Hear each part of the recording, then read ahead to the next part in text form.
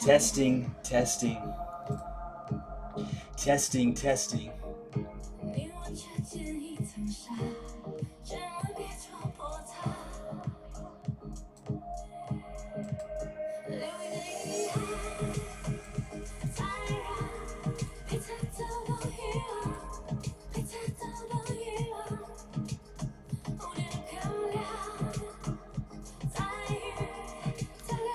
Testing, testing. Everybody's back.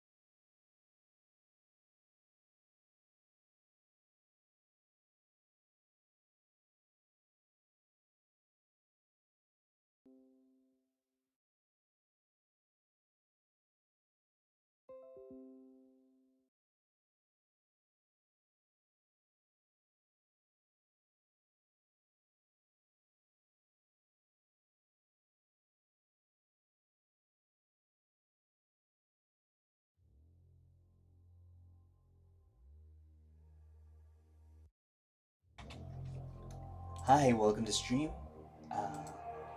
My name is Chris Wee, and we're gonna hang out and we're gonna go through IPOs episode 6.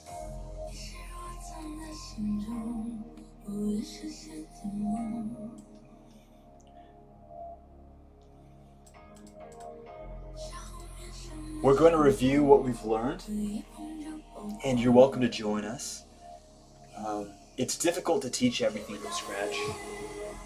I was thinking about how it probably would be a good idea for myself to have a personal channel and then a professional channel one day.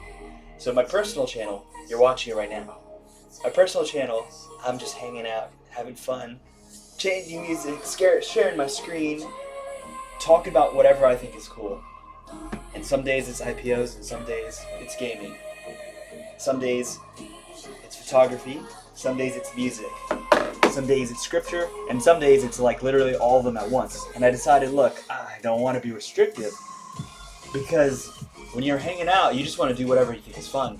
When you're trying to be professional, you have to stay like focused on a single topic, otherwise you're going to lose your audience. And at the end of the day, the only audience I'm really concerned about is myself, God, my kids and their kids, the future generations. I want them to know what kind of person I was. And I want to leave some kind of record of my thoughts. I think history is really important, and I may never have a chance to really get my story down on paper. You never know when it's your last day. So it might be a good idea to just start recording my stuff and my thinking. And since I'm already reviewing and learning and gaming and whatever I'm doing, might as well record that and put that somewhere available. For example, I should make sure that I have 2 copies. I think I have only 1 copy, and I started recording now. The idea of having 2 copies sounds like a good idea to me. One day, historians in the future are going to wonder, what on earth did people in 2020 eat? What did they dress like? What did they talk about? And it'd be nice if we made future archaeologists' lives a little bit easier by recording things in a much more discoverable way. Okay. So last time, we talked a lot about underwriters, and we really celebrated and critiqued the role of the underwriter in the IPO process. And that would be episode 5, if you could find it. Now we're going to talk a little bit more about stages in the IPO. So one way you can think of an IPO is what's the pre-IPO phase, what's the IPO phase, and what's the post-IPO phase. It's kind of like movie making, or in design, you have pre-production, production, and post-production. And I think this pre, and then the process, the pre-process, the process, and the post-process, this a way of subdividing any complex interaction might be a good approach to kind of make it easier to know what we're talking about. So in an IPO, you want, I'm going to use the word I because I intend to IPO a company or companies.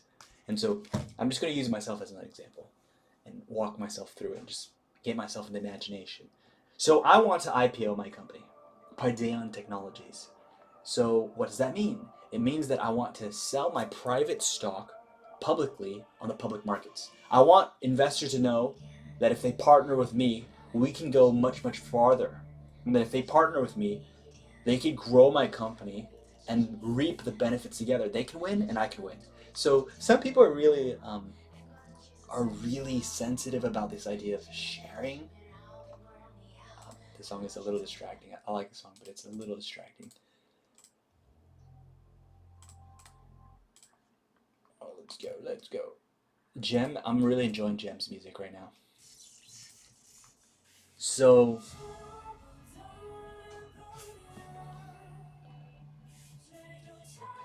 the idea is, I, as the CEO of Paideon Technologies, I want to reach out to the investing world. And the investing world's huge. There's trillions of dollars being traded and invested in commodities, in debt securities, in equity securities, in derivatives, in cryptocurrencies, and even in the foreign exchange currency markets.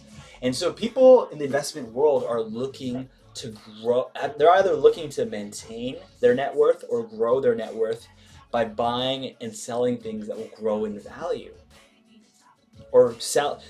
Buying things that will grow in value and selling things that are losing value. So at every single moment in life, there are things that are losing value. Assets are depreciating. Cars are depreciating. Sometimes a company's stock is depreciating. And so investors globally are all over the world, 195 countries. They're looking to move their money like sheep to where the grass is greener. And so an IPO is basically advertising your company as the green grass. And when we're talking about the pre and the process and the post, we should really consider what is the best possible outcome we want. And so I'm actually going to go through the slides just so it can be seen by someone who wants to screenshot. This is a good slide that I like that I made, is that an IPO has all kinds of possible outcomes. Some are good, some are bad. There's only one best case scenario and there's only one worst case scenario. Once you clearly define those, you know what your reach goal is and you know what you're trying to avoid. And in between is the average case scenario. You want to make sure what you desire are the desirable outcomes, are the winning positions. What you don't want are the losing positions. This is very similar when analyzing a game. And in the case of the underwriters, insurance, you can cover your losing positions in the worst case scenarios with underwriters, and that's in episode 5. It's pretty serious stuff, I would say.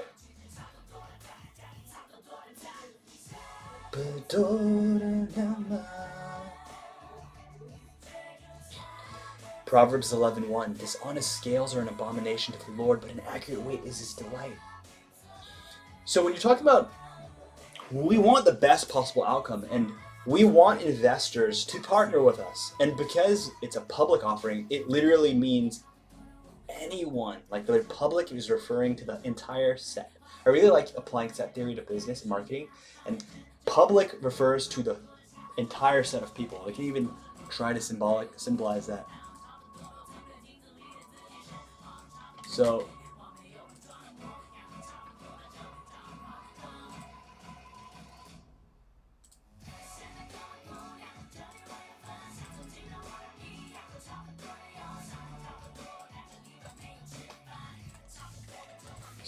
if we try to use like a set theory approach of what an IPO is really trying to do, this is Chris's company. It's my IPOing company, and this is the set of the general public, and within the general public there's a subset of what you'd call all investors,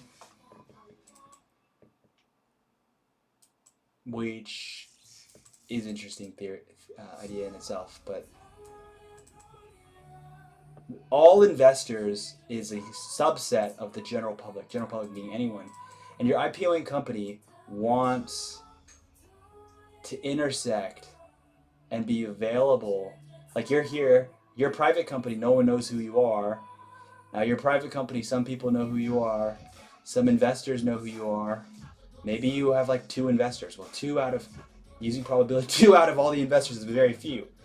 But as you start to converge and merge, companies like Google and Facebook, it's not that you're owned by all investors, it's that you're known by all investors. And a really good company is not only known by all investors, they're actually known by a large population of the general public. So for example, a company like Google is well known, and there are kids who know what Google is, and those kids are not investors because they're not investing money. They're not investing money. And there's some philosophical stuff there, but they're not people that have invested more than $100 in general. So if you use set of all investors who invest more than $1,000, then you've got a group of people that you can approach. Now, an IPOing company wants them to be aware of your company as an option to invest in, and to get them to invest at the price point that you think is fair, a fair evaluation. So how are you going to do that? How am I going to get people who do not know who I am to agree with me on the value of my company? Well, you have to make available your financial information. You need to have your financial statements, your income statement, your balance sheet, your cash flow statement. You need these things to be reflective of the company's actual realities, and then to be audited by CPAs, certified public accountants, auditing firms who can verify that your numbers are real and that your company is being valued at the price it is because of X reasons. Now, there's a difference between book value and market value. Book value refers to how much your company's worth based off of your financial statements. It's looking at the accounting balance sheet and saying the accounting equation, assets equals equity plus liabilities, and just saying, okay, if I bought every single thing in the company, how much would it cost? But the market value refers to how much does the public markets and the investing world, even private investors, how much they actually evaluate your company's net worth. So these are 2 different things. So what a company is worth in terms of actually buying everything, that is your balance sheet. What it's worth to investors, that is the market value. Now, there are historically, companies that are undervalued, that means the book value is higher than the market value. In that case, investors don't think, their investor confidence is low in that company, and they don't think that that company is worth as much as the accounting says. But there is also the situation with companies like Tesla, Google, that their accounting books say they're worth this much, but the market values them even higher than what it costs to buy everything in that company. All their fixed assets, all their short-term assets, pay off all their debts. So part of the game is that as a CEO who's IPOing a company, I want my book value to be as positive, as high as possible, but I also want to communicate well and market my company to the public investors well, so that the market value exceeds the book value. So you got the book value and then market value. So you want the market value to be greater. I desire the book value to greater, the market value to be greater than the market value. And if that's the case, the only way that happens is if the market actually starts trading and buying your stock more than what it's worth on paper. And that's actually possible before you're a public company, because private investors also technically can give you a market valuation. So a market valuation is how much people are willing to pay for your company. The book valuation refers to how much the books, the accounting books, show your company is. So when you talk about filing with the SEC, what you're really talking about is the book valuation. They're asking you to get your book valuation properly accounted for and made publicly available, so they can certify that you've been audited and that your company isn't some kind of scam. So if we look at this process, IPO, finalized listing destination. So where do you want to list? You can't IPO on every stock exchange. I'm not exactly sure on this, but I think stock exchanges are very picky with who they list, in the sense that they do not want you to be able to simultaneously be able to list at every single exchange. So there are companies that are listed on multiple stock exchanges. I think Alibaba is listed on 2 stock exchanges. I think it's listed in China and in the United States. I think Tencent and Bilibili, these companies, Bilibili owns TikTok. I believe Bilibili is listed on 2 exchanges. I think it's on NASDAQ and in China, but I could be wrong, because yes, they're in the Hong Kong Stock Exchange, apparently approved 3 days ago. So you can basically listing your company and the destination means you're partnering with that particular stock exchange, and you're saying investors can buy your stock there. And that stock exchange is a middleman, and they're going to charge you to list there. Now, stock exchanges are competitors with other stock exchanges, because if they're selling your stock, they make money for shares you sell. They want the exclusive rights, I think, to sell your shares. So it's in the best interest of the stock exchange to have you only be able to sell on their exchange, but it is in the best interest of me, the founder, the CEO of my company, to sell it on as many exchanges as possible, because it can reach more investors on more distribution channels. So Bilibili has clout, it has connections with the Chinese government, so it probably leveraged its clout to actually list on the Hong Kong Exchange, and it's listed in NASDAQ, and I have a little picture here that I really like. It's listed on NASDAQ. So Chinese companies like Bilibili are listed on NASDAQ because NASDAQ knows that TikTok is hot. They know if they list Bilibili that people are going to buy these shares. The company is doing really well. NASDAQ makes money when Bilibili shares are being sold. They make money when companies are IPOing and when companies are when there's active trading investment. So every time a company IPOs on NASDAQ is happy because they're able to make money. So they look at Bilibili and they're like, of course we want to help them go with us. They don't want them to go on New York Stock Exchange, their competitor, right?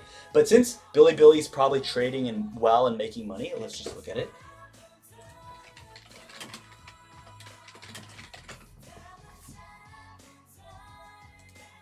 So from $20 to 108 in what, 1 year? It's March to March. So if we did that calculation, 108 to 2019. I want to get it right. 186 to 2019. This tells you Bilibili's it has a 5.39 times return on investment. Well, not completely right. You have to subtract something. So it's actually 4. Okay, so we can talk about how to calculate ROI because actually this is very correct, but we might as well talk about this as well because this is related, I think, to and actually it would be a good idea to know what a good IPO is before we with a real example. Okay.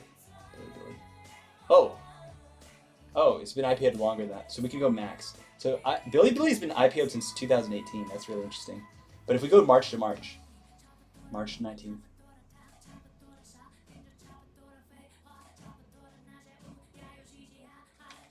Okay.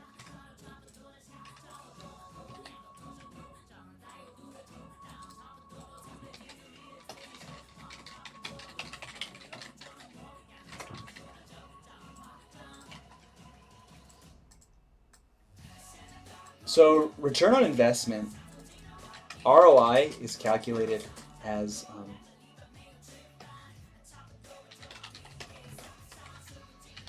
amount spent minus amount gained minus amount spent, whole thing divided by amount spent, which is going to be 4.39 when you do that.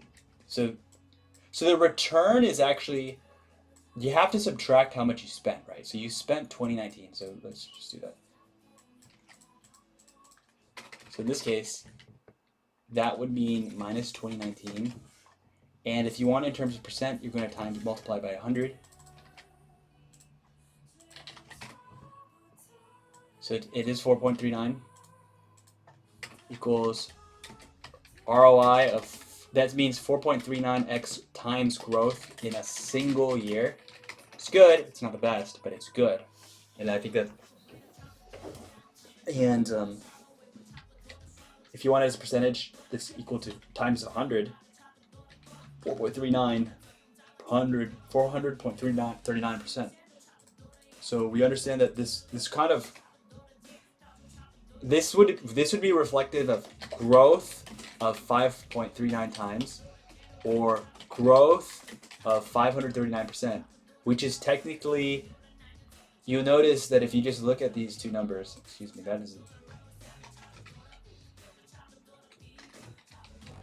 you notice that these numbers are 100% difference, and the reason for that, it's not coincidence. It's because you spent 100% of it to buy the thing in the first place. So in order for this calculation to be valid, in order for ROI to be valid and for growth to be valid, we have to know when did you invest. So we're assuming the person invested. So this is assumption invested March 20th, sold 2020, sold March 21st, 2021, which would mean a profit of, another way, if you look at the cash amount, it's 1.86. You have to discount for present value, but if we just want it simple, we're going to put it at this amount to give you the profit per share. So 88.66.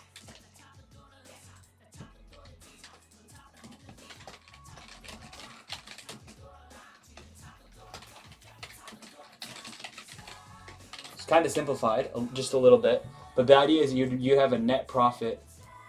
You'd say that there was a net profit per share equals, which is pretty amazing, because if you invested a lot of money in this, you sold it right now, you'd have done quite handsomely. So a person should actually pay attention to investing a little bit more, because investing is, the whole art of investing is you use your money to make money. I mean, so for example, we work and you make money. Why not make your money make money for you while you're sleeping? That is the art of investing. And so we were talking about that first term, finalizing the listing destination. If your company is doing hot like Billy, they're going to invite you.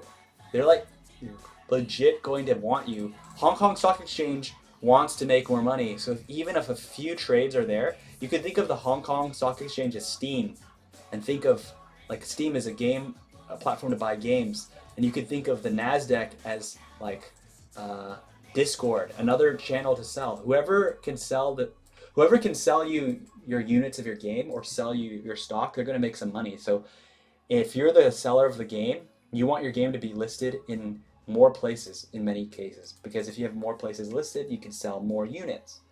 Now, every time you sell through a third-party distributor, you actually have to pay them a cut. And that's the only reason why certain companies like Activision Blizzard, they don't want to use third-party sellers. They want to sell it exclusively through their own unique distribution channels. And if you can only buy it through them, they don't have to pay middlemen service charges. So this is the main reason to determine, when you're evaluating where should we list, you're asking yourself, where will we get the most buyers? Who's going to offer us the most price? Which stock exchange is going to offer me the least transaction fees? Where am I going to make the most money? And where is our brand going to soar the most? Right? So there are companies that probably would be, it'd be more favorable for them to be IPOing locally. So companies going public often only go public in their own country of origin. I'm not exactly sure what the rules are legally in that case, but a Thai company would go public in Thailand. So for example, well, I was going to say Red Bull, but Red Bull's private. So there are a lot of public companies in the world. I think when we looked at the data that there's 17,000. Let's see. It's even in this presentation, or was it annihilated? So if we just look at,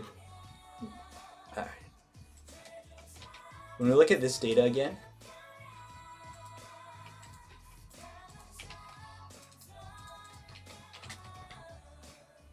this shows you how many companies, percentage-wise, are being publicly held in these different stock exchanges by region. So you can see that Japan has a very healthy stock exchange. I mean, it's on the map, and Japan's not that big. I mean, even you see Asia and Japan.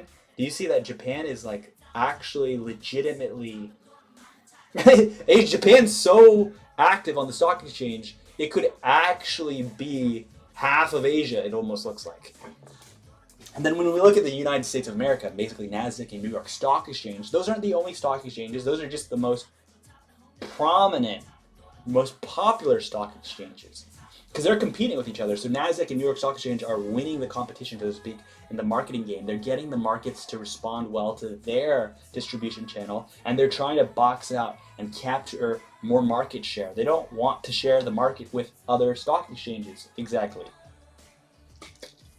I have no idea what emerging is. I'm assuming that's involving like the Middle East. I imagine that the Middle East's public markets are not as mature as the West, because culturally there's a hurdle. Like to have a public market system actually work, you need freedom of press. In theory, because if a government can control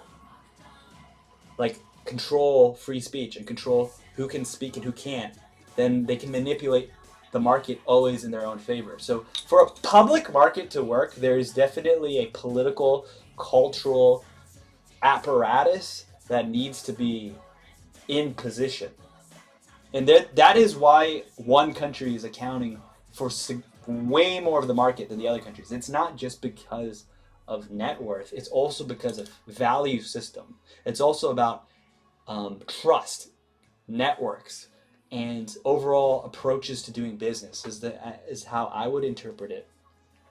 So for example, the first IPO occurred in 1600 in the Netherlands. So you'd think that the Netherlands would be culturally more predisposed to understand the use cases of a public market system, whereas it did not originate in, say, it didn't originate in Bangladesh, for example. So the public market system in Bangladesh would have to catch up a little bit because the European system of IPOs was in place much, much earlier, is what I would say. So when you're really looking at where you're listing, ideally you want to list in as many places as possible. But if they're trying to tell you you can only list with us, then you want to list with whoever's the best partner possible. And technology companies have, like Facebook, Google, they have defaulted to NASDAQ. Bumble recently IPO'd on NASDAQ. I'm going to give a Japanese company as example. Nintendo. Nintendo is a company that is listed in Japan. It's one of the highest performing companies in the gaming industry. So this is a Japanese company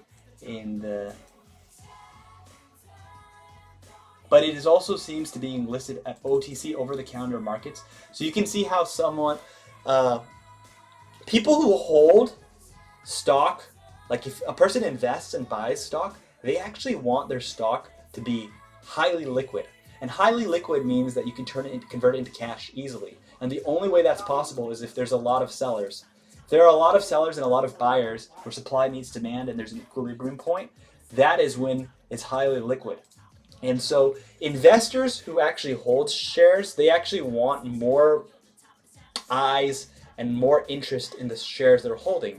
And so you can think of an IPO kind of catering to all these stakeholders and saying, we want the most interest in our stock. We want people to be trading our stock. We want people to partner with us and to believe in our long-term vision and to benefit. So if they give you an investor is someone who puts in, the word invest, in means to go in, and vest means to give. Like, I vest you with power.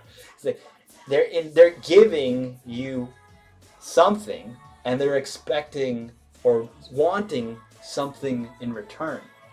And the beauty of the partnership is you say, hi, I'm the CEO, this is our company, we're a great startup, and we're doing really great, and if you partner with us, you will be on the same level as me. I'm a shareholder and I'm investing my own. I'm actually the people who are private company entrepreneurs who started their companies, who are founders, they're actually investing their blood, their sweat, their tears, their equities, their dreams, their time, their money. They're investing everything in some cases into their project. And so they actually can help create investor confidence into the company because people say, wow, he put in so much work. All I got to do is put in some money, and now I'm going to be treated just as well as him. So yeah, I put in all my effort to make this company, and I want to reap a benefit from it. I'm trying to get a good return on investment from all the effort I put in. One has to ask yourself, for example, if you're a startup founder and you have capital, you have money, and let's say in the year 2020 to 2021, if you can't get a return on investment higher than 439%, why even start a business? You might as well just put all your money into another company like Bilibili and you're going to get a good return on investment. So the opportunity cost equation is you basically benefit from best possible option minus benefit from selected option. So as an entrepreneur, I am an entrepreneur, and there are a lot of other people who think it's cool like me. By actually choosing to invest their time and energy in their dreams, they're selecting this underlined portion. And if they're not able to outperform the market, they're kind of being suboptimal. Because if you had $100 and you put $100 in your own company and you're getting a return on investment of 2, But then you could have just invested your money into something and done zero work. You invested your money into Bilibili and did zero work. Not only did you do no work, you would have actually made more money. So if you actually say, let's say Bilibili had ROI of 4.39, and then the ROI of my own company was 2. Well, you can give yourself a pat on the back and can say that's a great investment. But then when you look at it, return on investment, you're actually losing out on 2.39. You could have made 2.39, which is, if you want, 239% more on your investment if you had invested in Bilibili. And this actually is, I think, when we're trying to get into that investor psychology of really understanding why investors should and are not exactly excited for everyone's company. They're merciless, and they should be. Because why on earth would you invest in something that gives you who would invest in something that gives you 200% ROI when there's a 439% ROI in front of your face? It means if you invested in the one that had 200%, you're being stupid because you're missing out on 239%. And you're being irresponsible if you're investing on behalf of other people. If you're an institutional investor investing for maybe it's retirement funds, maybe it's like IRA, investment retirement. I think let's say IRA stands for IRA, investment.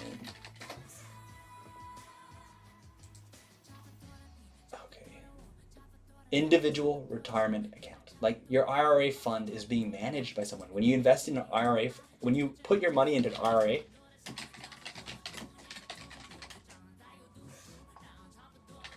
when you have an individual retirement account, you invest money in it. And someone is investing that money on your behalf. That is an institutional investor. And those, if you were their boss, like, because you gave them the money, you lent them the money to invest in, don't you think they'd be absolutely dumb if they put it in something that was growing 2 when it could grow 4.39? You'd want them to put it in the safest place. You'd want to put it in the highest return place. And this is going back to what you're trying to do with an IPO, is that you're trying to tell people you are the safest placed. You're trying to tell them that, oh, our company is undervalued, that we have a big future. So if you buy in now, you're joining something that is going to accelerate and return well to all your stakeholders and shareholders. So when you finalize your IPO team, I think we should never be intimidated by something like an IPO, because when we build ourselves towards an IPO, as we become more successful, it becomes easy to hire on the required expertise. I may understand IPOs to a level, but I'm not going to not want help. I want to enjoy my life. I'm going to hire professionals. I'm going to hire lawyers. I'm going to hire accountants. And sometimes you have to. Like in the case of an IPO, you actually have to hire people who have passed the bar, people who are licensed to practice law in that state. You need to hire a third-party accountant. You can't be your own accountant who audits your own company. You need an accountant, an accounting firm that has good reputation and is unbiased, because the IPOing team and the accounting firms, their job is to make sure that you did not lie in your financial statements. And if you're auditing yourself, that's kind of cheating, right? So if you audit yourself, you can give yourself, I passed the test, we didn't cheat, but you really cheated. So you need someone who's a third-party group that doesn't have, in theory, doesn't have a vested interest in this IPO, and they're supposed to check and confirm that you pass regulation. Which I was talking to my brother today, and it's kind of funny that you can IPO a company with a lot of debt. Like Bumble has $800 million in debt.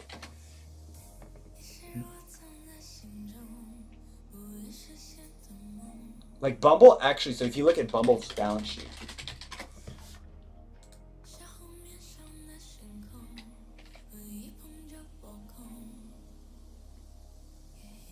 long-term debt, 821. This is in millions.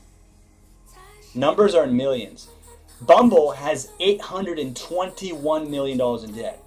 Now you look at Tesla balance sheet, and you're going to be like, wait a minute, how do they have $11 billion in debt? All right.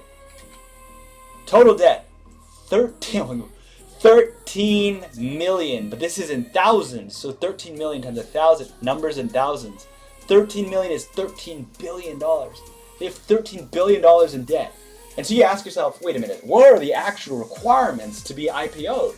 The only requirements to be IPO'd is that your financial books accurately reflect the status of the company, so that when investors are being presented the opportunity to buy you on that stock exchange, they have public records that are accurate, that actually reflect the status of the company. So when they're buying into that company, they have enough information to know what they're getting themselves into. So Tesla, for example, Tesla's been IPO'd for some time now, in 2010. Now, if we look at the return on investment year over year, we're not going to calculate. We've already calculated some time ago. It's quite good.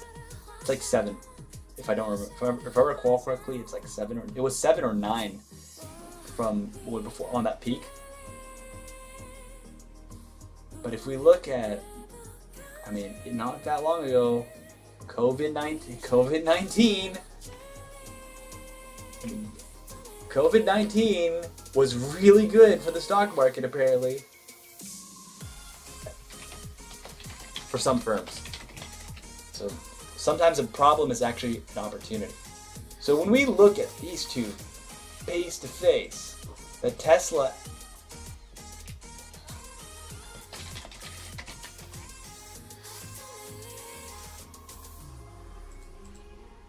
I mean, this number, I'm gonna put it, I gotta get the, might as well try to squeeze the whole balance sheet. If we're already in, if we're in, we're gonna go all the way in. Know what I'm saying?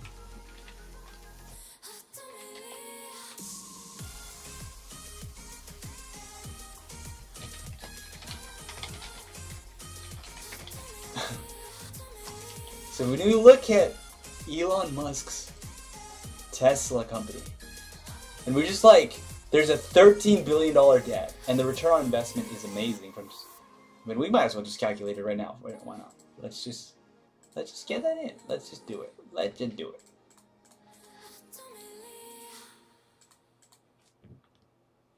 Since it changed, it definitely changed since the last time I made it.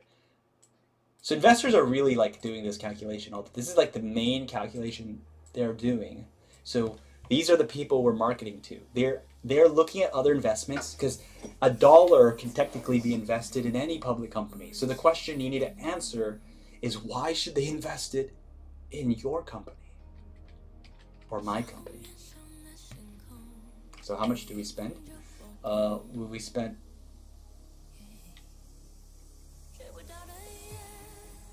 $87 minus 85.51, 85.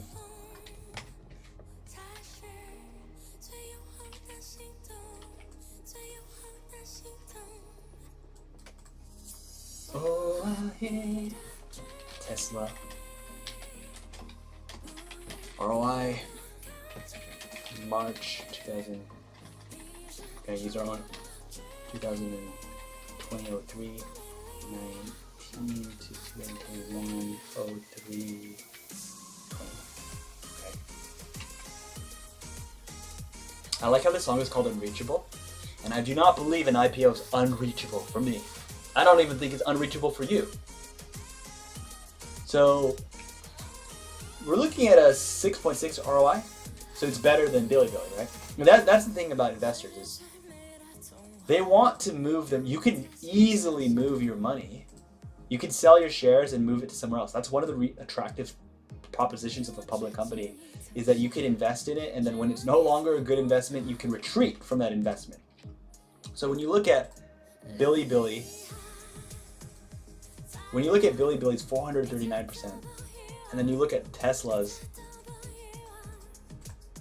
this is equal to 665.84%, you ask yourself,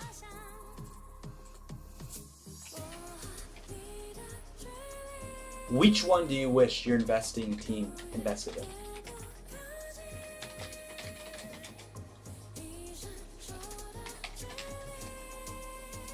And then so if you wanted to calculate opportunity cost, well, let's pretend you invested in Bilibili and Tesla was an option. You just subtract these two things and you would get a real number that tells you how much you lost out on. Oh.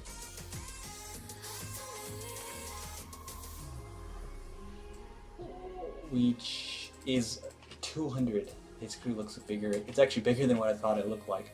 That's 202% loss, buddy. This is the opportunity cost of investing in Bilibili over, say, Tesla.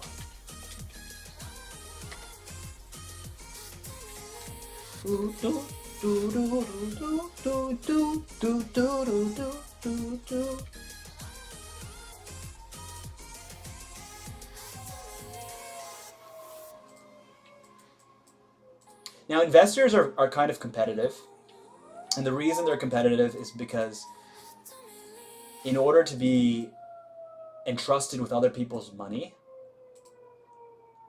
investors are actually ranked in terms of their return on investment.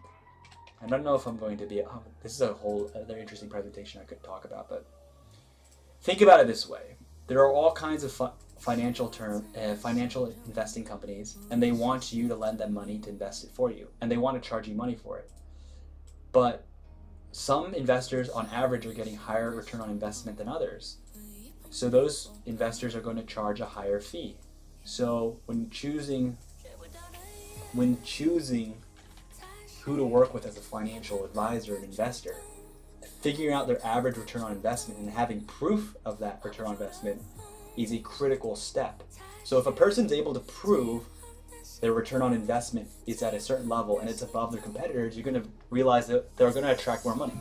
So venture capitalists, hedge funds, private equity firms, they're keeping track of every percentage gain, percentage loss, and they are using those percentages and those numbers to attract more investors to partner with them and to join them in the plays they make, for good or for bad. I actually talked a lot about kind of the IPO game and the apparatus around it, so interesting. I guess, so when you finalize your team, you want to make sure you've got the best people, but also people that you think are the right people to just make sure that you pass regulations. You don't need to be debt-free. You can have billions of dollars in debt. Lyft had $2 billion in debt.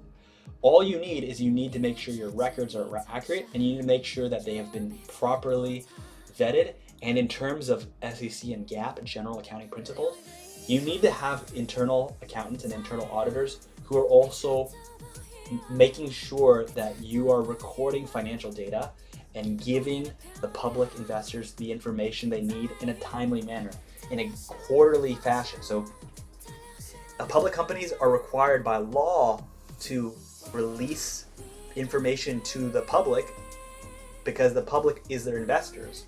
And the public is also, they want to look at the reports to know whether they should change their strategy. Should they stay in your company or should they evacuate? So Bilibili's investors are looking at the quarterly reports and saying, and they're looking at it and they're comparing it with Tesla's quarterly reports, and they're saying, which one should we sell out of? What position should we leave? And what position should we double down on? Which one should we invest in?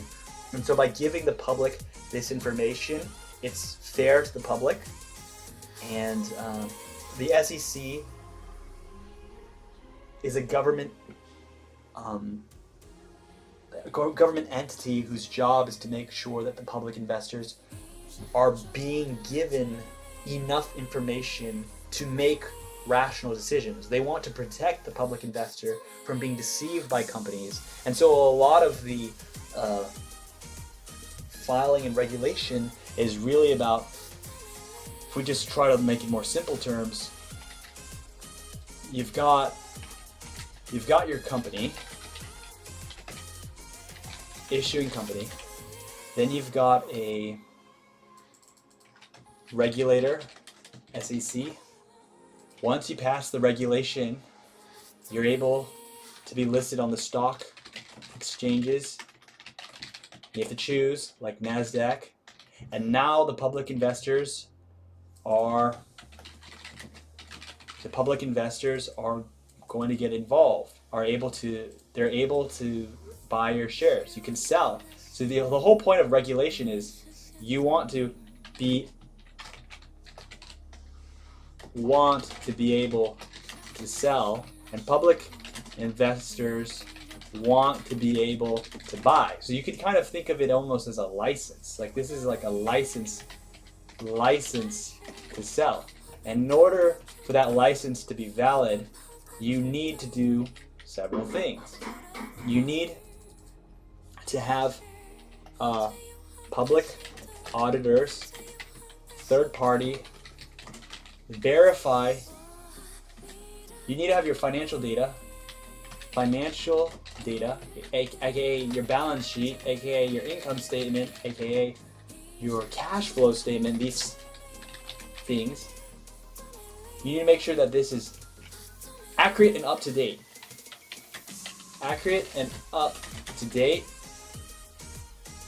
And the public auditors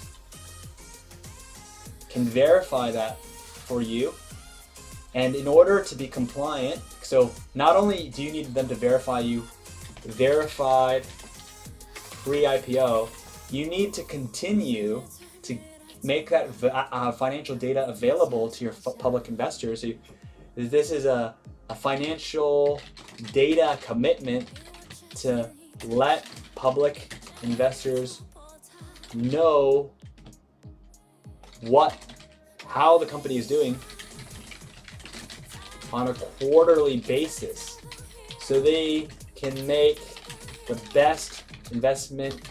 So they have, I should say, enough information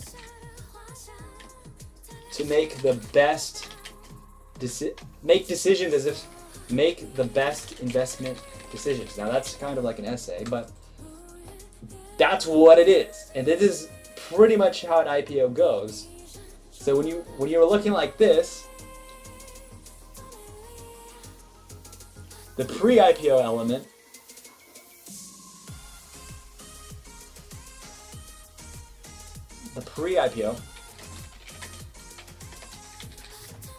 So the pre-IPO element really refers to getting listed. The IPO situation begins when the stock exchange has already verified through these other parties. I'm just going to make them red so we can... These are the people that you need to make sure that you're up to date on, and this is a commitment. This is like a forever financial data. As long as you want to be public, you need to keep on making sure you've got public information to the investors. So this is forever in quotations because it's technically not forever. You can be like Tommy Hilfiger. Tommy Hilfiger was a public company that was privatized, and it is no longer public at the moment. But it can go public again. So as a company, you could actually go public, go private, and then go public again.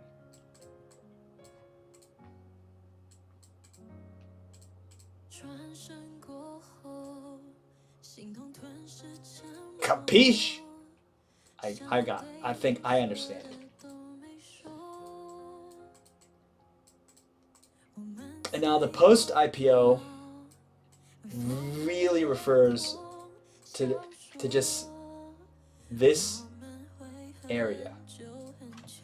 Because after you IPO, your investors are trading, the public investors are trading, and you yourself need to keep giving them information, and then the auditors need to make sure that you are still up to date, and so it's just a cycle.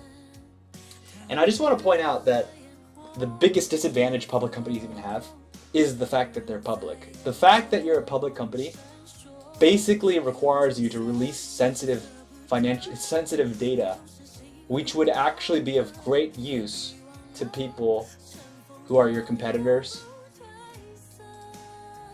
So a private company does not have to release this public information. I'm going to make this circle orange, or not, that orange has already been used. It is actually this area that is the requirement for public companies to give their data to the public investors so they can trade.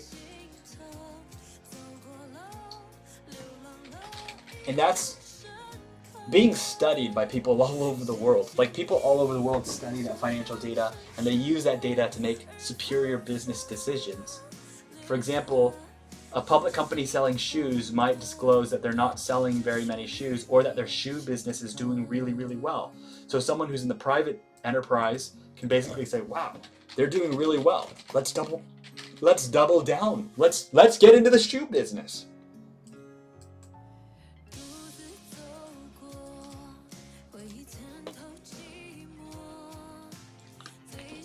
So strategies and internal restructuring. I talked a lot about the strategies of what are you trying to do, what are you trying to achieve, what is the game being played. But internal restructuring refers to a company. A company can be structured in so many different ways, and when you're IPOing, you can restructure the company in a way that's favorable to you. For example, Bumble. Let's just pull the Bumble data. Oh, it's upcoming. It's not been looked at yet.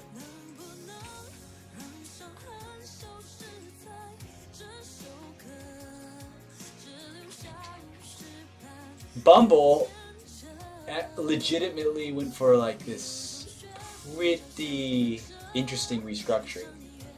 I think I'd have to analyze it more another day. It'd be really fun. I don't know when I get the chance. But the idea is Bumble Incorporated created a company. Okay, there was a company called Bumble Incorporated, and it was owned by one company. But they decided, in order to IPO most effectively, why not create another company called Buzz Holdings Limited LP and use that company to buy Bumble Incorporated from its previous parent company and then IPO the company. So our restructuring can also say, how should we reorganize the company to make it look as the best possible for sale? So you can kind of shuffle the deck.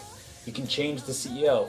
You can change which company is the parent company, which company is the subsidiary company. You can basically, it's a good time. Like, if you've been running the company kind of sloppily in some areas, which everyone's kind of guilty of in the business world, is you might as well take that time to IPO to repackage how the company is internally structured and organized in such a way that it first favors the existing shareholders, but also will really consolidate. Maybe it's voting rights. Like, maybe voting rights can be guaranteed. So for example, now that when you were a private company, there was no such thing as voting. But now that you're becoming a public company, how your board of directors works, how your I forgot to put that also as well. How voting works would change. And there's also another layer here that is not that complicated. It's really a board of directors. Under the corporate governance, once a company goes public, it is required to have a board of directors where like 2/3 in NASDAQ, 2/3 of the directors need to be external. Like 2/3. So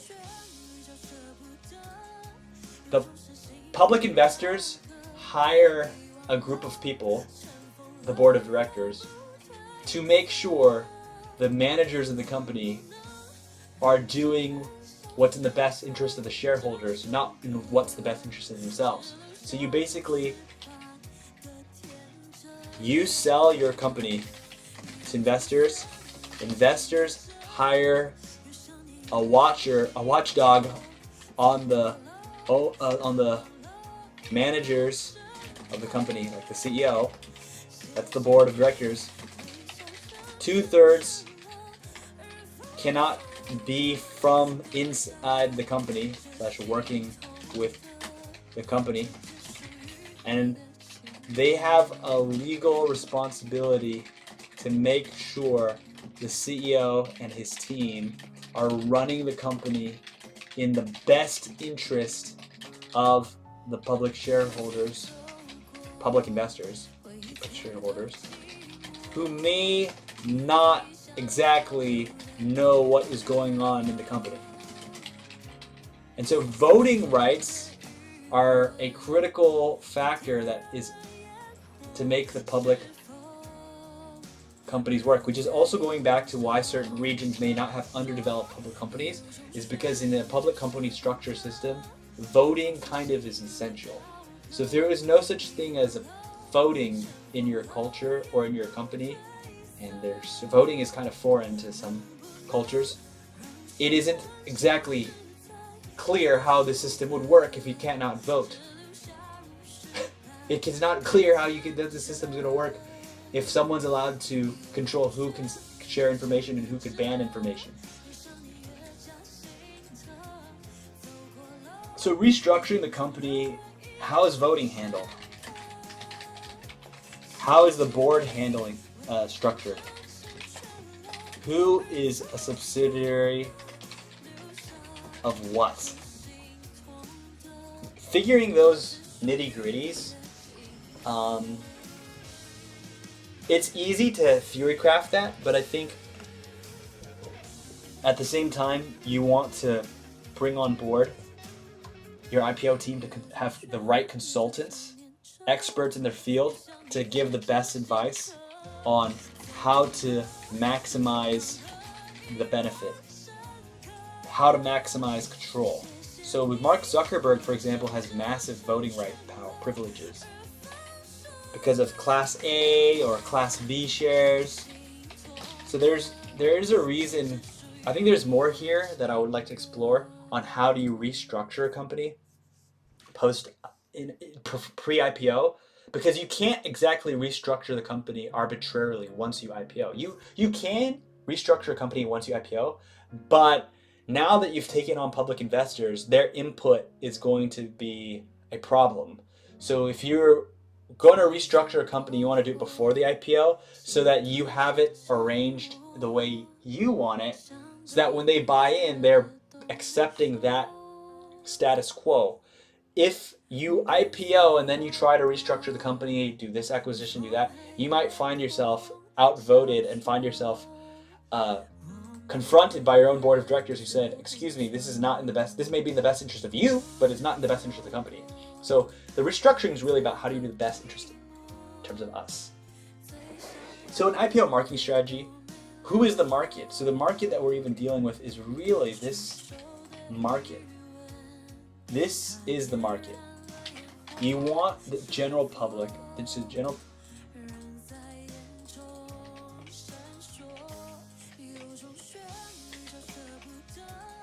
the general public is everybody. But your target market is really all investors.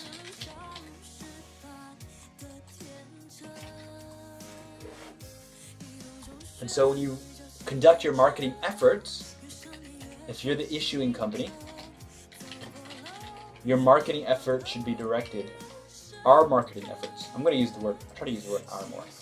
Our marketing efforts want to be geared towards all investors. And within all investors, there's another subset of people. Take out my IPO company.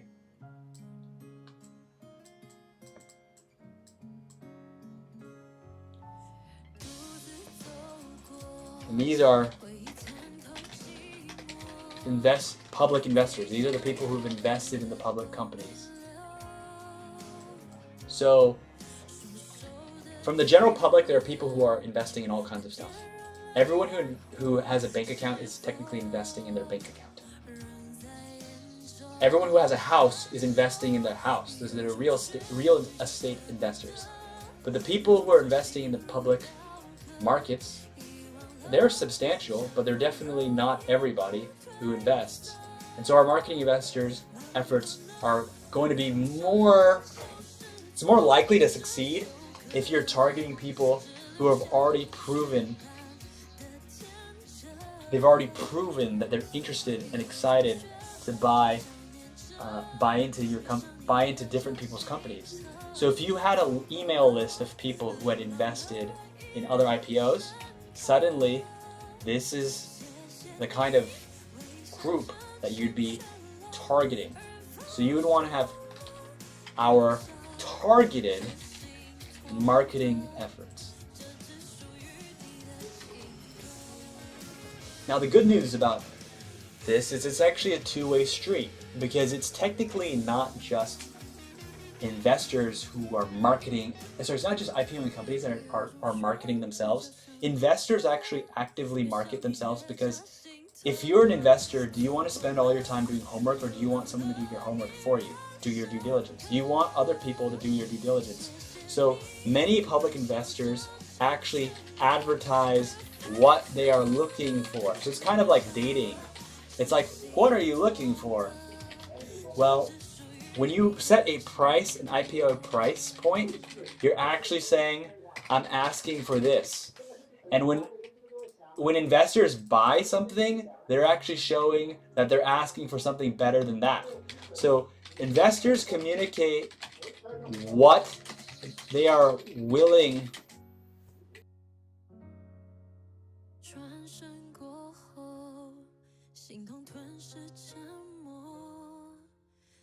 So investors communicate what they are willing to invest in if it's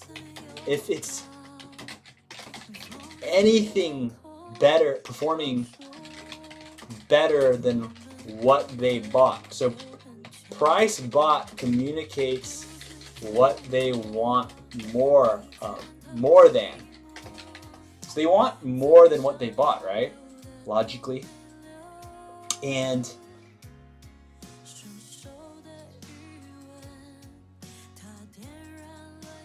they're like, I'm looking for this, and you're like, I'm looking for that. There's a sale and a purchase into your shares when there's a match. So it's like, boom, Tinder, match. This can result in a win-win. Now, just like Tinder, there are a lot of cute girls, there are a lot of cute guys. But they can't match if they don't even swipe each other. They can't even match if they can't even click on each other. So before you match, you need to even know the other person sort of exists. It's the same thing with IPOing companies. I don't know why I'm doing all caps, but I feel like it, so that's what we're doing. You might be a good investment, but if no one knows you exist, then you're as if you don't even exist then. And trust me, if you're a good investment and they don't know you exist, they want to know that you exist. Their jobs require them to look, and nobody can see everything and know everything. So even the best minds in the world don't exactly know where all the best investments are. They only know what they know. And so our marketing efforts are kind of educational in nature. Marketing efforts are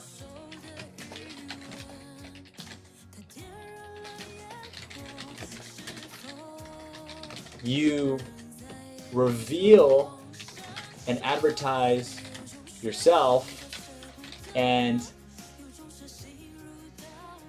give enough info to let people know if you are a match. Now, if you're a clever marketer, you would kind of already know who is not a match and who is not a match. So if you know who is a match and who's not a match, you know who do you need to talk to, who do you need to reach, and who do you need to avoid, and who's a waste of time. And so I would say, when we think about who are we a match for, we should be able to answer why. Who are we not a match for, why. And if we're not a match, we should avoid. And if we are a match, let's boogie, right? Let's buy, let's sell.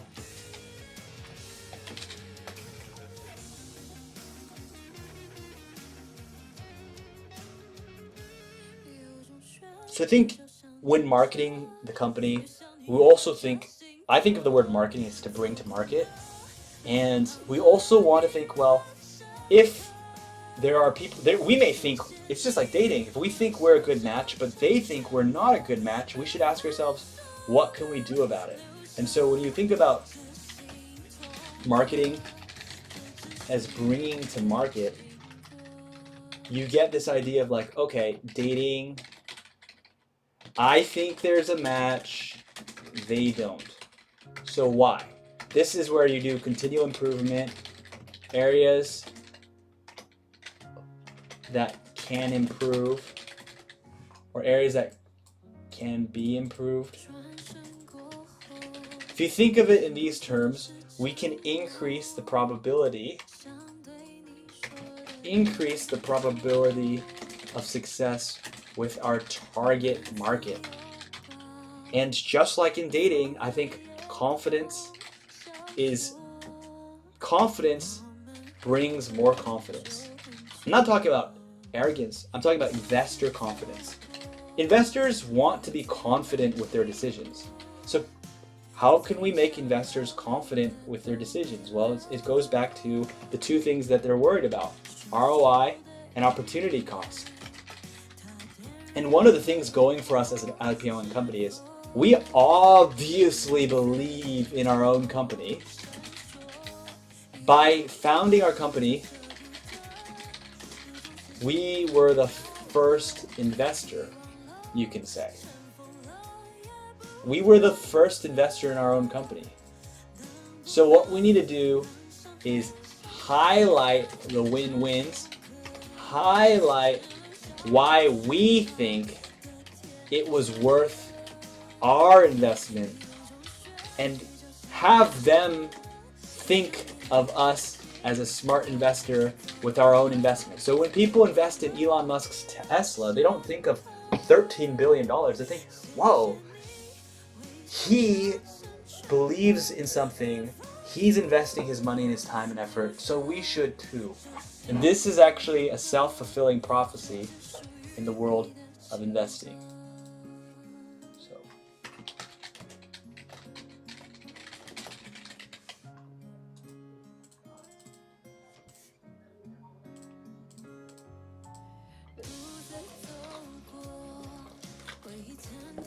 And the good news, like dating, I really like the dating analogy.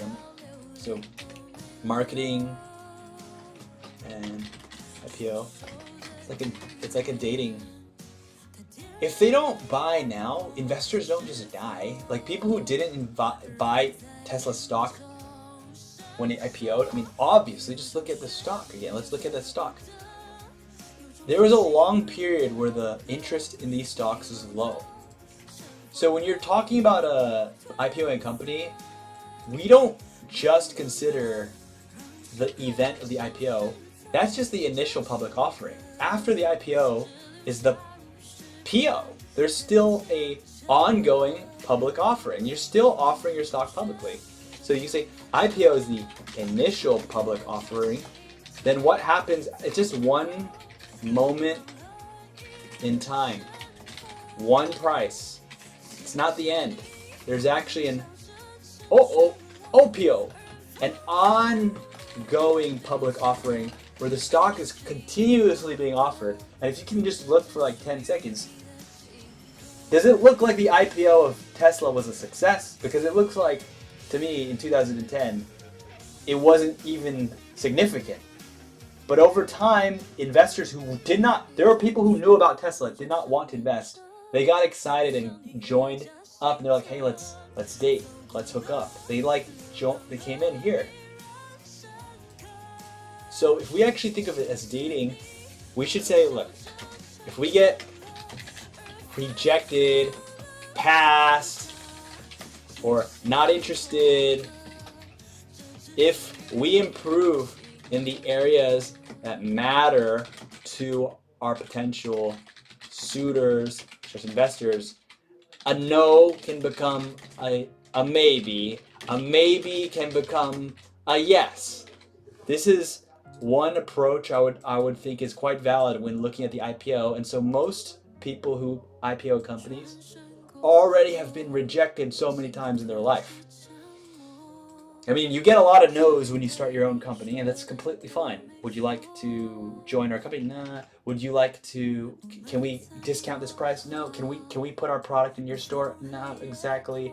How long is this even possible? No, that's not possible. You get it a lot. So by the time you're already IPOing, it's like, come on. It is not a rejection. Is not defining. It's not definitive. It doesn't like. Just because people said you can't do it doesn't mean you can't do it.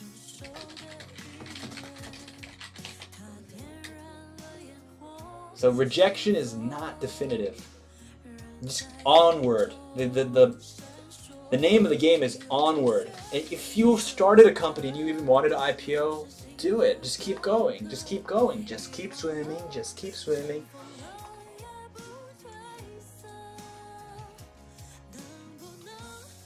I've spent a lot of time on this one slide. Amazing.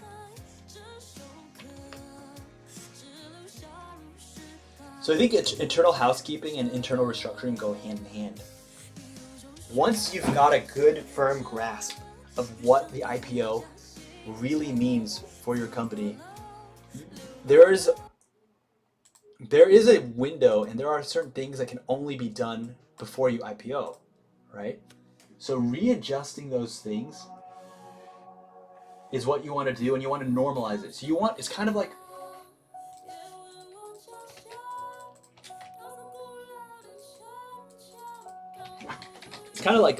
the new normal. You want to have a new normal. This is the normal that you're happy with, and this might be the last time you have that much control. So you have max control here. You're starting to let go of control. When you start adding investors, you're adding shareholders. That means where you were once maybe the only shareholder, you had that full control, you're letting go. And so you want them to buy in to your normal. You want them to accept your way of doing things.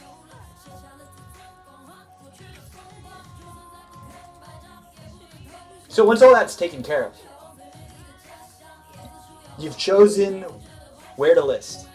You've got your IPO team of experts to help you, but you're not ignorant of yourself. You want to be a valuable person on your own team. If you're the CEO and founder of your own company, why not learn? Why not enjoy and really get excited and be as expert as you can, and then have other layers of experts to be form redundancy. And so I really like the fact that we can have confidence that there are people who have gone through many IPOs. So why not hire them?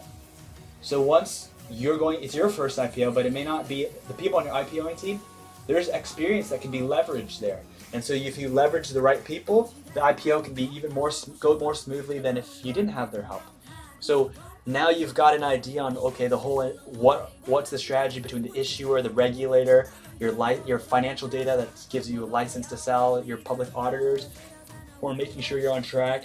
Now you've got that financial data commitment. You're good to go. You're listing on the NASDAQ stock exchange. You've gone through the pre-IPO phase. NASDAQ has put you on their IPO calendar. You're now IPOing. Public investors are excited. Now that your voting structure's in place, the board of directors is good to go, and the company is entering a new chapter. But maybe people are not that excited about your company. Maybe your company has not proven itself. Maybe the market's not doing well. Don't worry. We just have a good awareness of who is our target market, and we just keep pushing, and we understand that we're looking for people who want to partner with us at the price that we are willing to partner, and that investors have a right to just choose what do they think is the best investment, because they are thinking about ROI. They're thinking about opportunity cost. And so they may not see what we see in our company. That's fine. Let's just use their market feedback. So if they don't even buy your shares, that is market feedback in itself.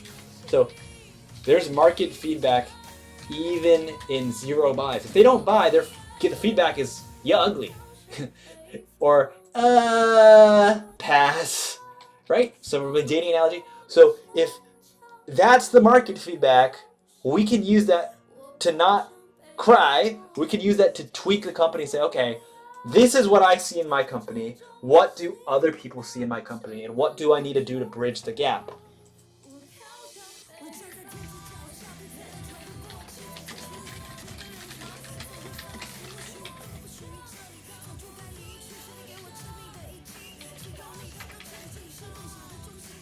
So what do I see in my company? What do other people see in my company?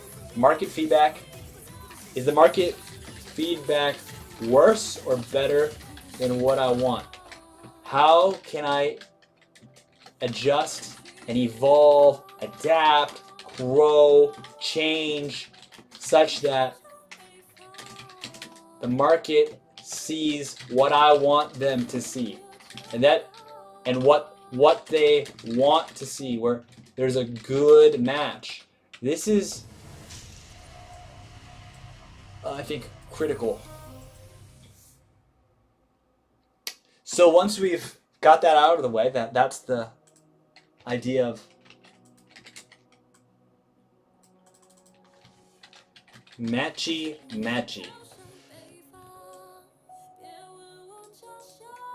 We finalize and make sure everything's in order, and boom, they've approved us. We're happy with our share price. The SEC has said, you're good to go. Your financial statements are great. The public auditors, they have nothing bad to say. They say you pass with flying colors. The stock exchange, they're all competing for a business. So NASDAQ, New York Stock Exchange, they're saying, whoa, their SEC approved. List with us. Other ones saying, list with us. Investors are getting excited and hyped. They're like, we can invest in the company. Finally, we've been looking for this. Public investors are actually looking for great investments. So when there's an IPO event, it's actually an opportunity for people to make massive money. And so, of course, they can get excited. And we want them to be as excited as possible. So a thing about the timeline is the approval process. It's about getting the approval where you need the approval and actually getting into the IPO calendar and being scheduled, because NASDAQ may have 50 IPOs in a single year. And if they have 50 IPOs in a single year, they may actually want, let's actually look at the real data. How many IPOs? Was it 17? How many IPOs? So companies actually IPO and then list and delist. There's companies that are, every year there are companies that put themselves on the public markets and then remove themselves, which is basically why you see they're privatized. Every delist is a privatization. Every list or bankruptcy or some kind of, it can be a failure, it can be a privatization, but a new list is an IPO. So let's see, how many NASDAQ per year, per annum? Oh, that's interesting. Okay, I don't want that. I want.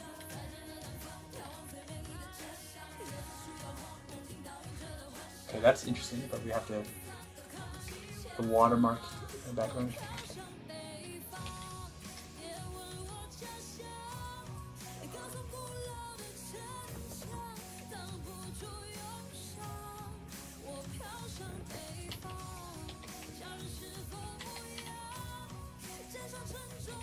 That is, I don't want it by billions, I want it by actual number of IPOs. Actually, but this data is actually really interesting in itself.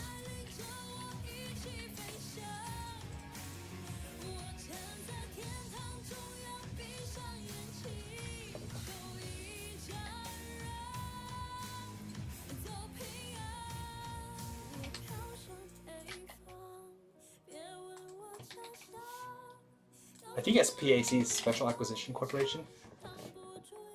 SPAC. special purpose acquisition company. That's what SPAC is.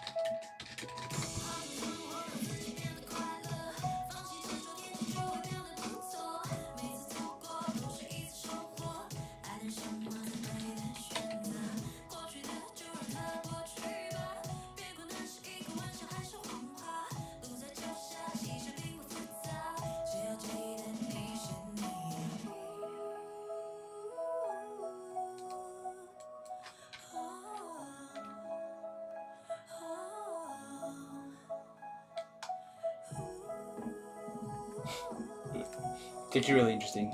That's a really interesting looking data visualization. I'm a fan of data that may not even make any sense to me yet, but it looks like something that I might want to look into.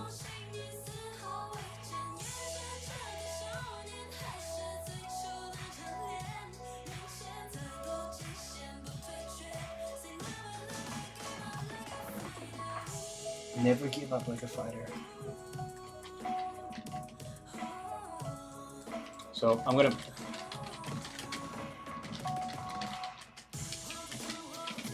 look into that more. So you filed your prospectus. Your prospectus is the documents that will be made publicly available. It's the initial form, the S1 form that the public investors can look at. So it's actually this form for Bumble. Like, this is the prospectus. This is a 200-page document basically outlining by the SEC the name of the company, telling you about it, and it doesn't even have the price of the share yet for the IPO price, but it's moving along. It's moving along and giving you financial data, including the balance sheet, and it's a preliminary document. It's like the initial one, so it's not the final document, and they're making sure that you comply. So you have to comply with all kinds of regulations, legal, maybe. They're not too complicated, I don't think. They're basically, are you a legitimate company that is not doing illegal stuff, and are you, is your data valid? So listing, this middle piece is actually about, this is about the SEC. So this is the government. This is the government is involved here. Make sure that you're complying. Now that's the compliance. The prospectus is NASDAQ, is the stock exchange, I believe. I think they both require it, but the stock exchange they're both asking for data. They're both asking you to fill out forms. So it's a form filling out fiesta. The form.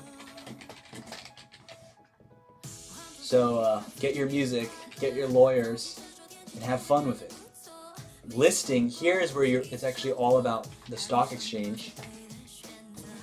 The stock exchange is really becoming more central because your government's already said you're good to go. You're now needing their, with its NASDAQ, they do it digitally. They just need to hook it up and link it up and get the technical support.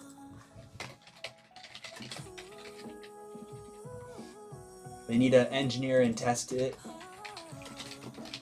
and make sure everything works as it's supposed to. The good news is they've been stock exchanges already, it's not like you have to figure out all their systems. They have the expertise, they have the IT, they have the engineers, they have the services readily available, so you just pay them and you're going to make sure, okay, things are put right, nothing weird. And so post IPO refers to when you actually sell the stock. So issue of securities means selling of stock. I'm not exactly sure what are all the rules, but like most things, they have rules. If you are going into a church, they have rules. If you go to a school, they have rules. If you go into a company, they have rules. So the stock exchange compliances are just a set of rules that everyone needs to abide by. So they shouldn't be anything crazy, but I might be wrong.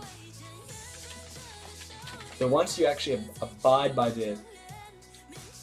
their rules, they're going to be happy because the rules were probably designed to benefit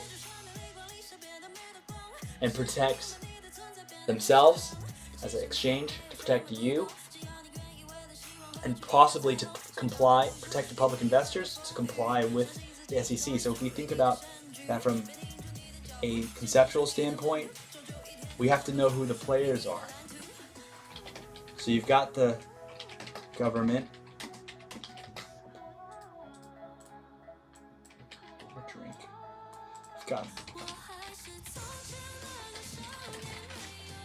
You've got the issuing company.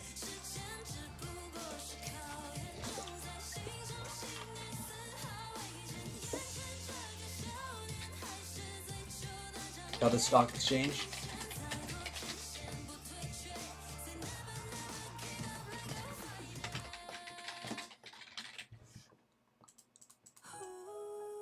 And then you got your public investors. The stock exchange wants to be the distribution channel, so they want to charge you money. The government is a regulator whose job it is to protect. So their job is to protect public investors. The stock exchange is going to have is a distribution channel, and so they want to kind of control your access. They want to control access to the public investors, and they also want to control the public investors' access to the IPOing company, listing company.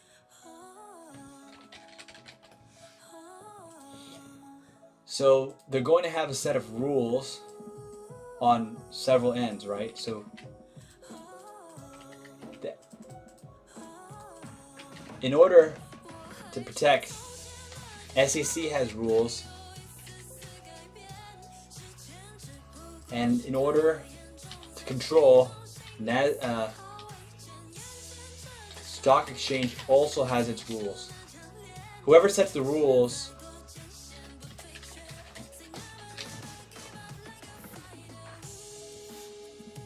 has the ability to fine people, the ability to punish people, and to control behavior. I mean, if anything, that's what rules are meant to do.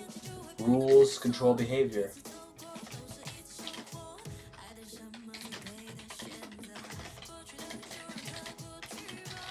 They normalize behavior and narrow down the acceptable and by clearly defining the unacceptable.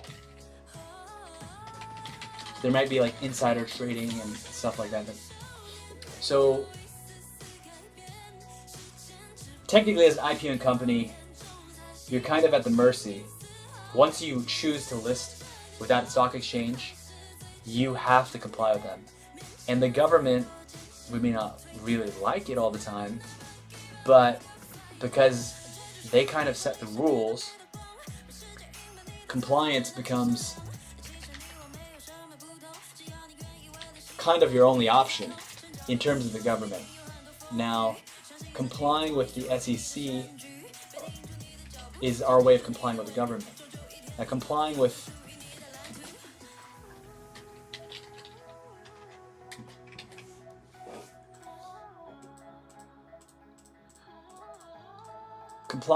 the stock exchange rules, that's choice. You didn't have to comply with them. If you don't want to comply with them, you don't have to. You only comply with them if you think that your maximum benefit outweighs the trouble of complying with them. So you ask yourself, with maximum benefit, does maximum benefit outweigh the cost of compliance? If yes, proceed. If no, don't.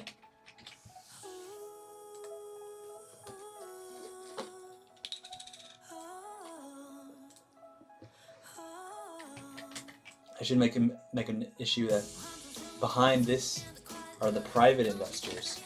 The investors who invested in the company when it was at the private equity stage, they are private investors. And they didn't have to comply with the SEC. They didn't have to comply with the stock exchange rules. It is only through the IPO process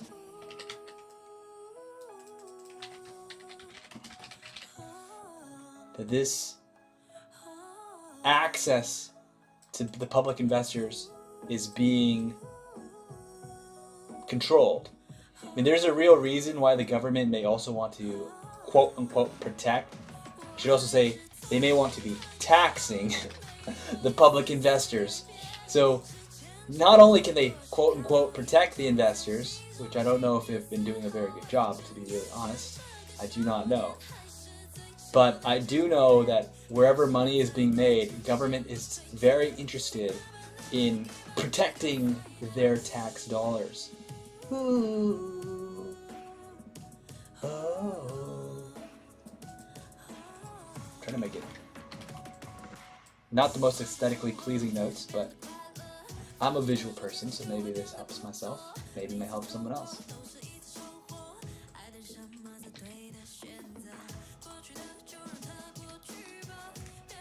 In this case, whoever made this was talking about IPOing in India. So they have all kinds of these different laws, tax laws, FDI. I have no idea what those are. But taxation definitely is a critical component of the government's interest in this. So you can think about compliance.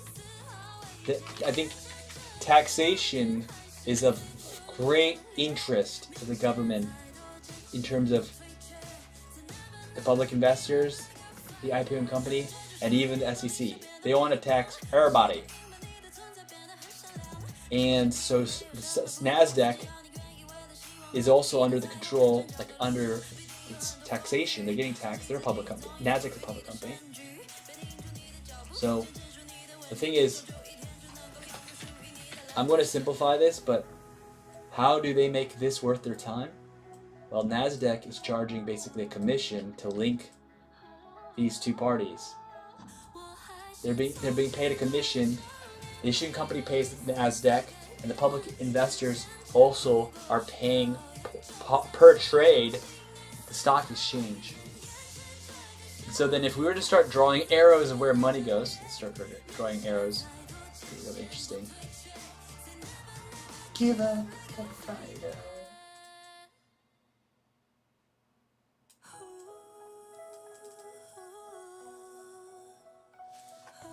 Red arrow equal money.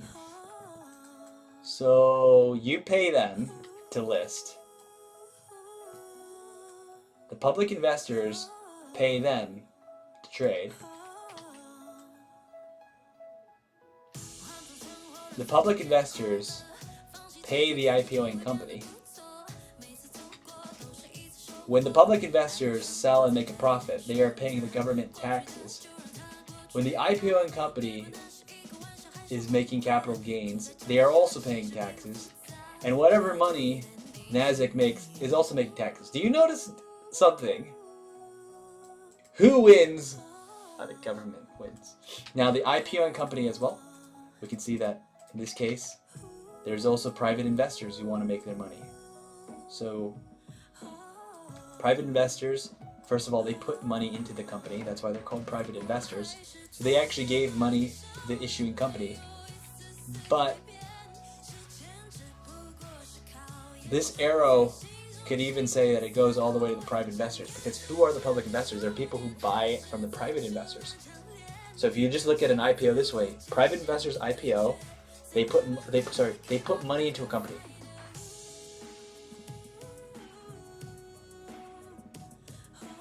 Private investors put money into an issuing company.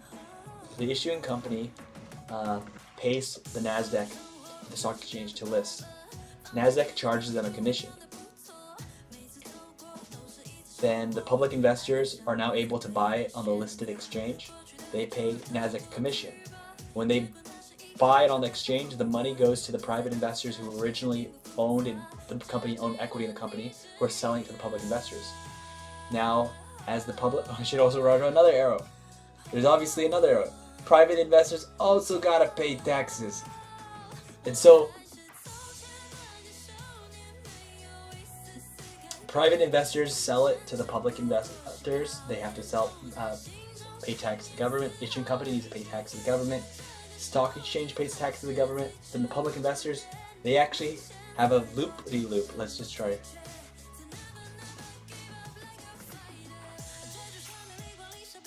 That is a funny looking.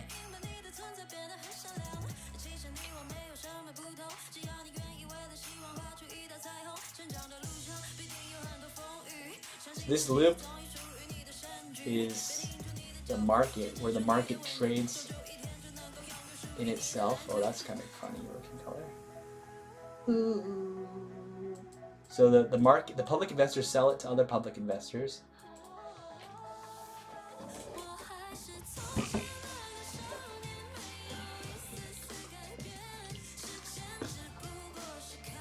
Well, someone might say, that's not fair. Yeah, there's a lot of things that don't seem to be fair.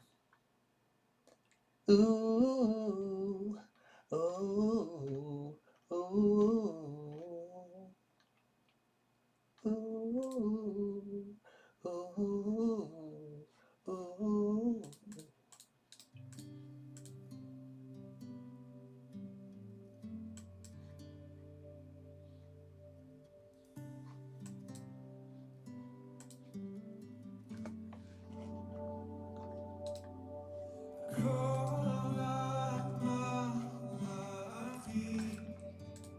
Thank you, God, for helping us freely process this information. And the final thing here is, well, now that you've sold the stock, something that people might be excited for is, what do you use the money for?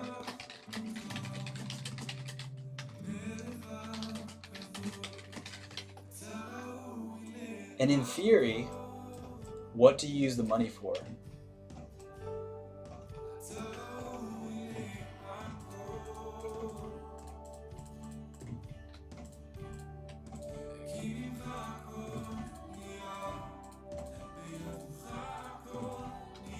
Is a question that is supposed to matter to investors, but doesn't seem to matter as much as it used to.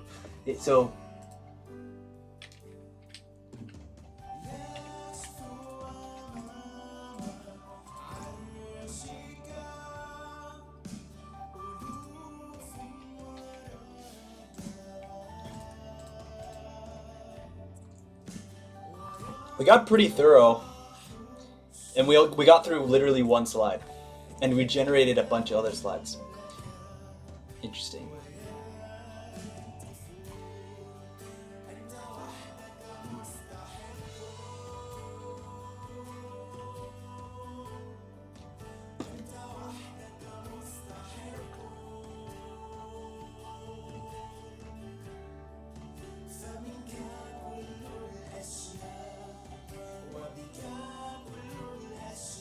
So we're going to have to take a break.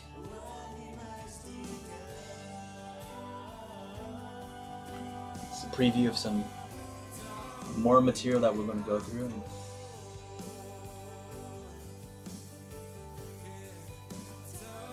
I want my IPOs to go really, really well. I want them to go above average. I want my investors to be happier than this girl. I want my shareholders, myself included, to not feel like this, but to feel like this. I know in this presentation we've got all kinds of photos, but this photo is my favorite in the presentation. I like this picture, and I'm excited to meet that person. I have no idea what the person's name is.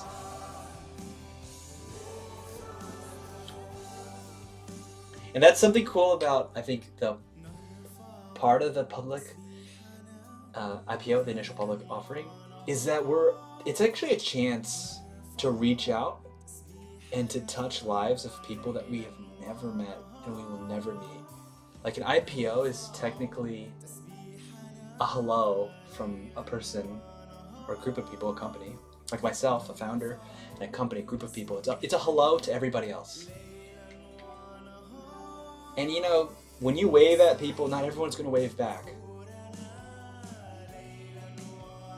And there are people who want to wave back, but they can't because they're like trapped, like this guy. Excuse me. Just because people don't wave back doesn't mean they don't want to wave. Maybe they're stressed out. They're too busy with other things in their lives. Maybe they can't even see you wave. Maybe they're blind. Like you might wave to someone and they might actually be blind, or they might be of poor vision. And if that's the case, of course they're not going to wave back. But does that mean we shouldn't wave at them?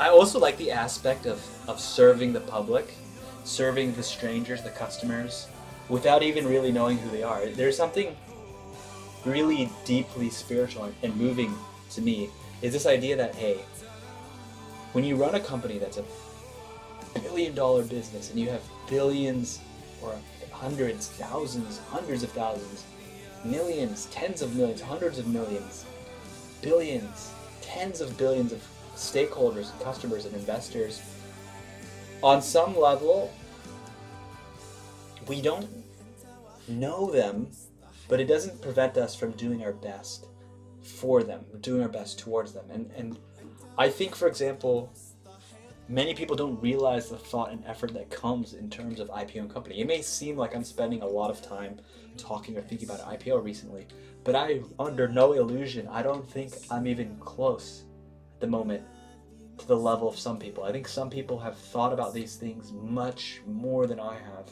and that's why these systems even exist. People put a lot of effort to make this a real system. And once these systems became real, other people put in even more effort, more thoughts to really get the whole, to make them to benefit from the system. Because this system exists. Not everyone seems to know it exists. Not everyone seems to understand how it works. Not everyone knows how to make good use of it. If I'm being completely honest, I think I've only started learning and figuring out how to use the system recently. But it yet remains to be seen. Can I use all this information, use this knowledge to my advantage?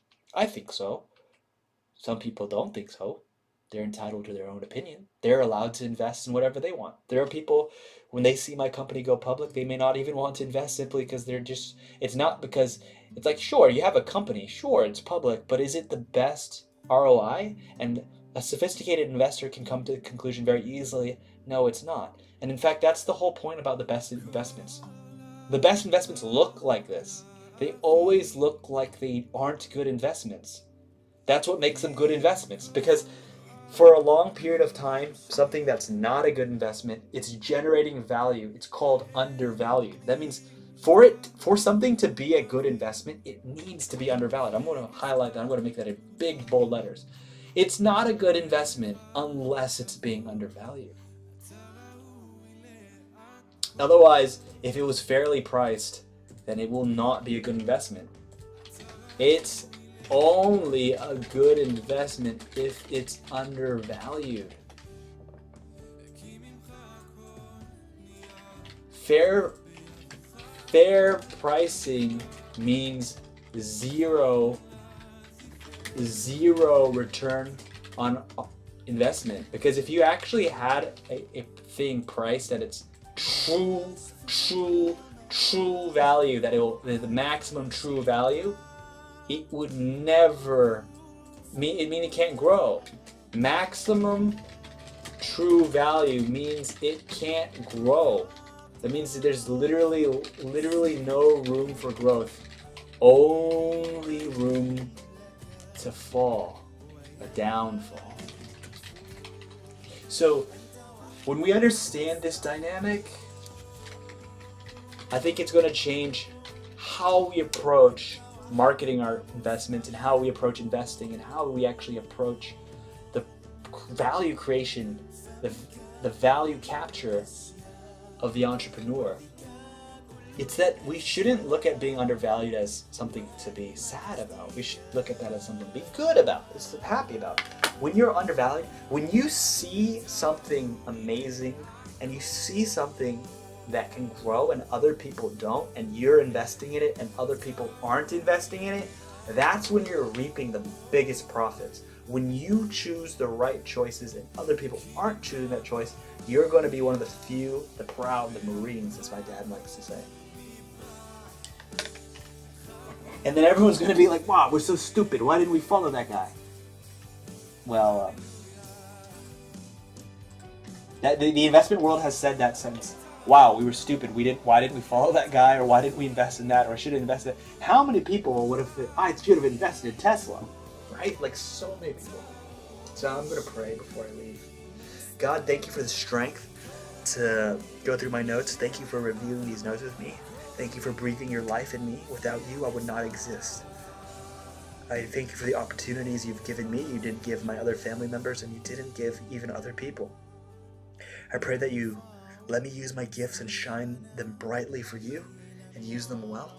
And I pray that in the process of building a company, in the process of building many companies, in the process of serving the customer, IPOing, conducting mergers and acquisitions, that you bless those activities, that your name be glorified, and that people be served, that people not be cheated by the companies we run, but that they are truly happy to engage with us and do commerce with us because they're transacting and they're gaining things of great value. Help me put great values and great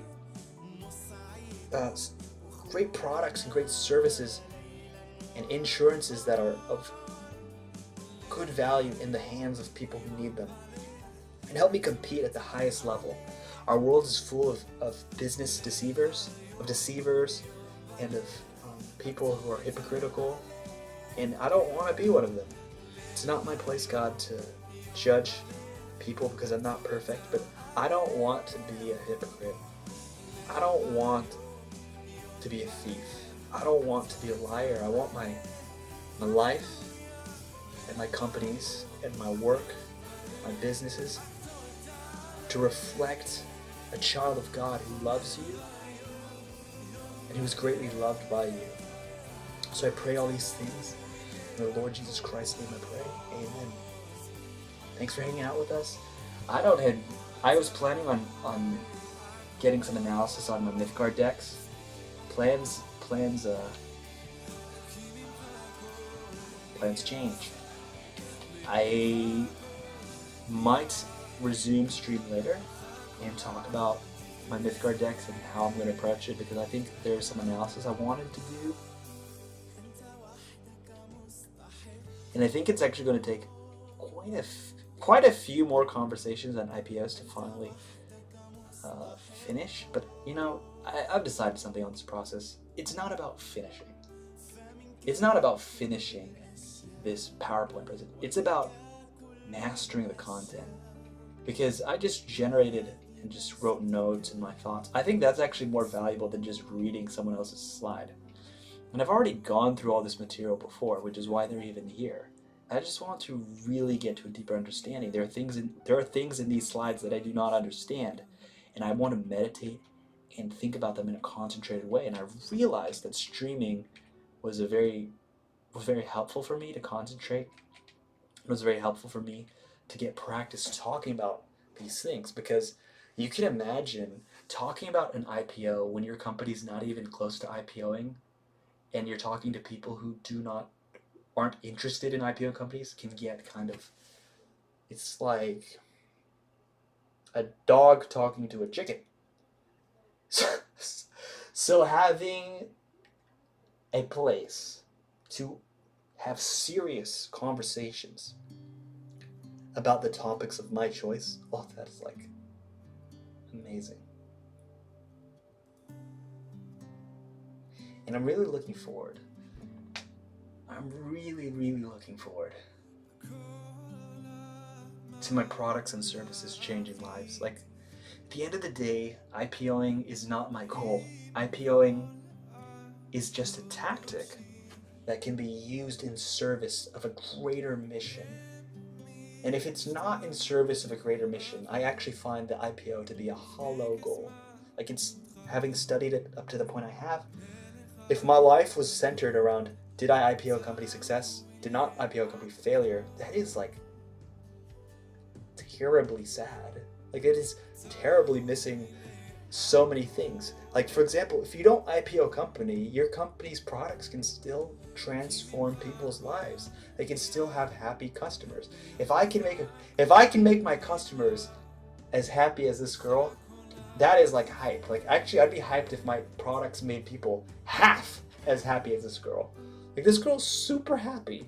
Can I make her more happy with my products than these dogs?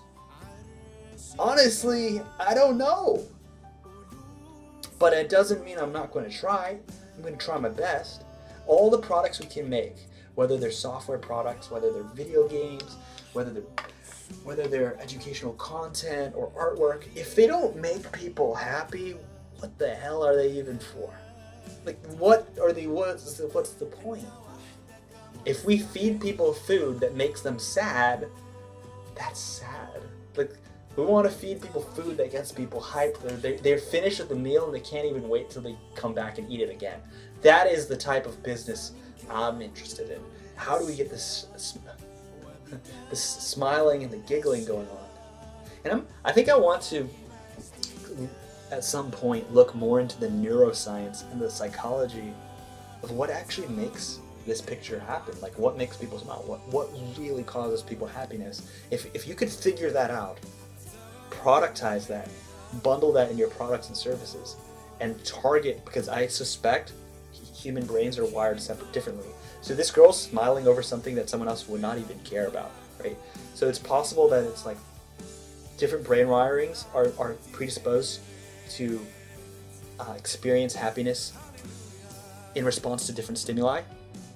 So I think marketing becomes an interesting thing where you use keywords to accurately separate and divide the human population into different categories of people with their brains wired differently. Like, for example, people who own dogs, that's a population of people. Their brains are probably wired a little bit in a certain way that makes them have something in common. So if a person wanted to look at the neuroscience, they would look specifically at the neuroscience behind dog owners. And then if they are building products around that, they should gear towards that and focus. And if they lose customers outside of that circle, but they gain customers in that circle, that's completely fine. Delight the customer. And gaming is also its own population set. And I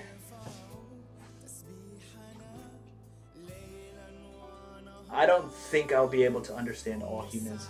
I don't think I'll be able to understand the neuroscience of every category of people. But I think as a business person, I find it to be very valuable if I was to investigate and understand the neuroscience of my own target customer base to figure out, wait a minute, what is actually making them buy things? What is actually making them satisfied with the purchases? We all buy stuff, but we're not always happy with our purchases. And there are some purchases that make us more happy than others, and it's not exactly balanced. Maybe there's something about timing, mood swings, your age group, where you are in life. For example, buying a baby carriage probably will not make you very happy when you are not having babies, or when someone just passed away in your family. But baby carriages might be very exciting purchase right before when your wife is pregnant. There's something there where there's a time sensitivity, I think, towards the relevancy of product groups to their target market. And so you can even see that some target groups are actually transient. Like, for example, baby food and baby carriages, there's a group of mothers, expecting mothers, and mothers of of toddlers.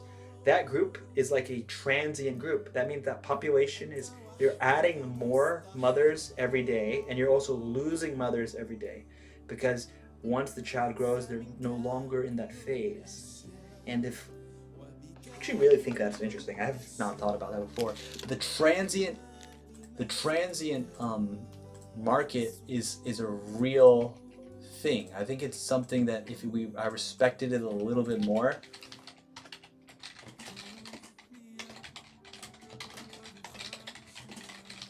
Even coffins are kind of a transient group. Like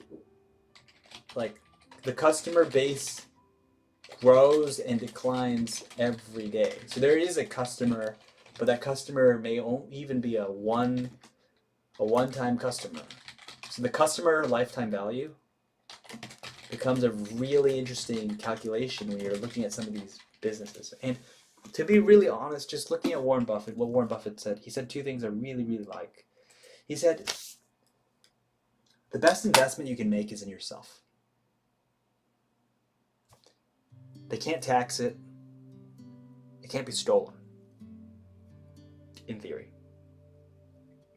And the second thing I liked was, he said he doesn't understand like 97% of businesses. Warren Buffett said he didn't understand 97% of businesses. But the whatever 3% of businesses he does understand, he understands it really, really well.